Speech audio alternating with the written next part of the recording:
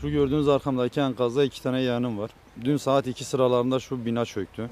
Bunun gibi belki yüzlerce bina daha çökmüş. Ve binlerce insan var şu anda bu enkazların altında.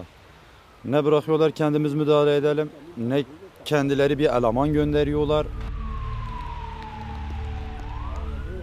البابا هون لا تخافي عمو نور طلع علي لهون يا عمو نور حكي البابا حكي ايوه ما شاء الله ما شاء الله الله اكبر ما شاء الله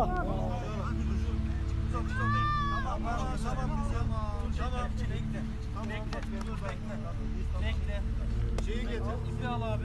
İpi al. Bol bol su içeceğiz. Tamam mı?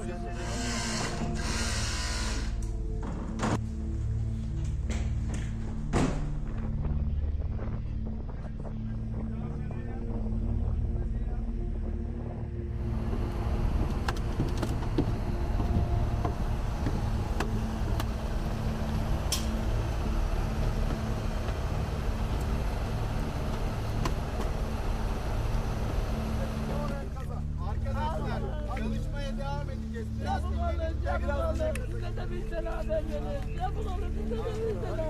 İnşallah, inşallah, inşallah. Allah size